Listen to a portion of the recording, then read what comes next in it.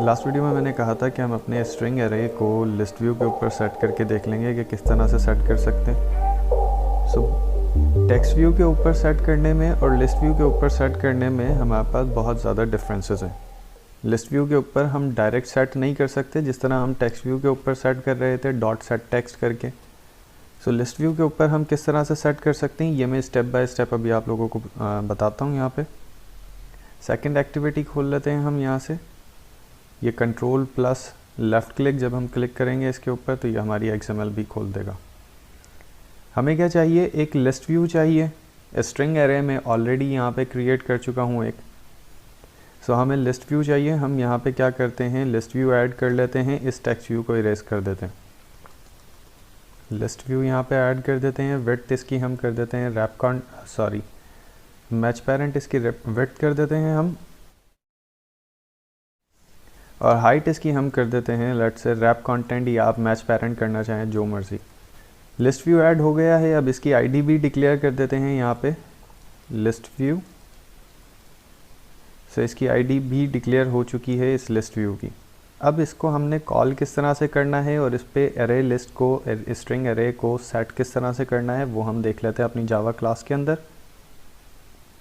सबसे पहले तो यहाँ पे एक हम वेरिएबल बना लेते हैं लिस्ट व्यू का। लिस्ट व्यू इसका नाम रख देते हैं। लिस्ट व्यू कॉल कर लेते हैं यहाँ पे हम list view is equals to find view by ID r.id.list view. List view हमने कॉल भी कर ली है। अब लिस्ट व्यू के ऊपर सेट करने के लिए हमें एक एडेप्टर की ज़रूरत पड़ेगी। वो एडेप्टर हमारे पास क्या करेगा, वो एडेप्टर एज अ ब्रिज हमारे पास काम करेगा इस स्ट्रिंग एरे और लिस्ट व्यू के बीच में। एज अ ब्रिज काम करेगा हमारे एरे लिस्ट के बीच में और हमारी जो UI है उसके बीच में। एडेप्टर हम बना किस तरह से सकते हैं, एक एरे एडेप्टर हम यहाँ पे क्रिएट कर लेते हैं। हमारे जो आइटम्स हैं वो किस टाइप के हैं, स्ट्रिंग हमारे पास है। हम यहाँ पे दे देते हैं स्ट्रिंग वेरिएबल है हमारा। एडेप्टर का नाम हम रख देते हैं my adapter is equals to new array adapter. अब इन ब्रेसेस के बीच में हमें कौन कौन से एलिमेंट्स रखने हैं, क्या पैरामीटर्स यहाँ पे देने हैं वो मैं अभी बताता हूँ आप लोगों को। सबसे पहला तो आएगा इस क्लास का कॉन्टेक्स्ट, सेकंड एक्टिविटी का कॉन्टेक्स्ट। नेक्स्ट ये कॉमा लगाने के बाद आप लोगों को बता रहा है कि और किस चीज़ की ज़रूरत है। एक लेआउट रिसोर्स फाइल आपको चाहिए कि जो लेआउट रिसोर्स फाइल इस लिस्ट व्यू के ऊपर सेट हो सके। इसका क्या मतलब है कि ये लिस्ट आइटम्स जितने भी हैं उन सब इंडिविजुअल आइटम्स के ऊपर एक लेआउट रिसोर्स फाइल ऐड होगी। वो लेआउट रिसोर्स फाइल हमें सिर्फ और सिर्फ लेआउट रिसोर्स फाइल क्रिएट करनी है, एक्टिविटी क्रिएट नहीं करनी। लेआउट रिसोर्स फाइल हम किस तरह से क्रिएट कर सकते हैं, ये लेआउट का फोल्डर है, राइट क्लिक करें, new and layout resource file. नाम इसका हम रख देते हैं लेट्स से लिस्ट आइटम्स। अब हमारा जो स्ट्रिंग है वो हमारे पास क्या है, सारा टेक्स्ट है हमारे पास। तो हमें यहाँ पे सेट करने के लिए, इस लिस्ट व्यू के ऊपर सेट करने के लिए हमें टेक्स्ट व्यू चाहिए। तो हम इस तमाम को कांस्टेंट लेआउट को इरेज करेंगे और इसकी जगह ऐड करेंगे टेक्स्ट व्यू, क्योंकि हमें यहाँ पे क्या चाहिए, हमारा जो भी डेटा है वो सारा टेक्स्ट है। तो हमें इसके ऊपर टेक्स्ट व्यू सेट करना है। हम एक टेक्स्ट व्यू यहाँ पे क्रिएट कर लेते हैं। इसकी लेट से विड्थ हमने ये मैच पेरेंट सही है, इसकी हाइट हम इसकी लेट से कर देते हैं 50 dp। ये आपको दिखा रहा है यहाँ पे 50 dp, आपकी मर्जी है कुछ भी करें। यहाँ पे आप पैडिंग हम यहाँ लेट से टेक्स्ट हम पहले यहाँ पे दे लेते हैं। इसका टेक्स्ट हम एक एग्जांपल ही रख रहे हैं, तो इसका टेक्स्ट साइज़ हम यहाँ पे इंक्रीज़ करते हैं ताकि विजिबल रहे थोड़ा। 25 sp सही है।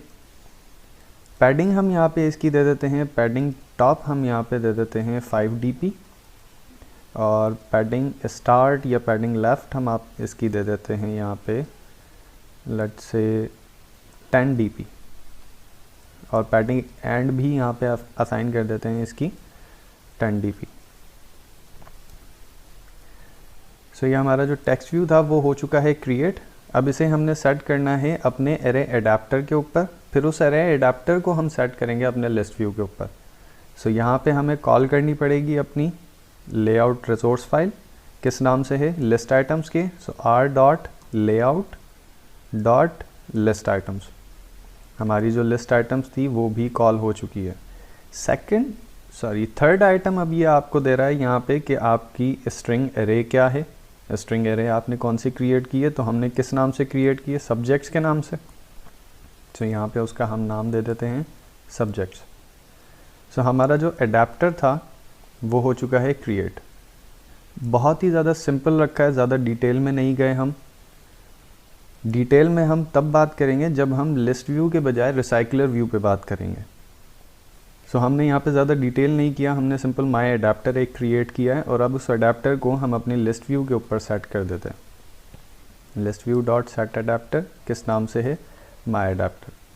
सो हमने अडेप्टर सेट कर दिया। इस अडेप्टर के लिए हमें क्या क्या चीज़ें चाहिए थी, एक तो लेआउट रिसोर्स फाइल चाहिए थी।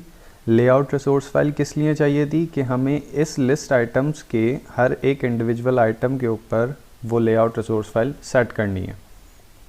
सो वो काम किसका है, एडाप्टर का है, तो अडेप्टर को लिस्ट आइटम चाहिए थी। अब हमारा जो डेटा है वो किस टाइप का था, सारा टेक्स्ट था, तो हमें क्या चाहिए था, यहाँ पे टेक्स्ट व्यू हमने यहाँ पे एक क्रिएट कर दिया और उस टेक्स्ट व्यू को क्रिएट करने के बाद हमने उसे अडेप्टर के ऊपर उस लेआउट रिसोर्स फाइल को सेट कर दिया और बता दिया कि हमारा जो एरे है वो ये वाली है, ये एरे हमने सेट करनी है लिस्ट व्यू के ऊपर।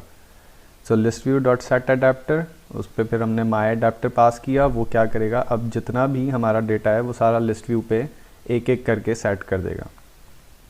सो इसको रन करके देखते हैं अपनी एप्लीकेशन को।